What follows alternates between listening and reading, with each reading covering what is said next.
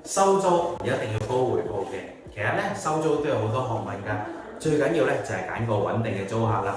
雲享呢個項目咧，位處於北區醫院嘅旁邊，租客當然有保證啦。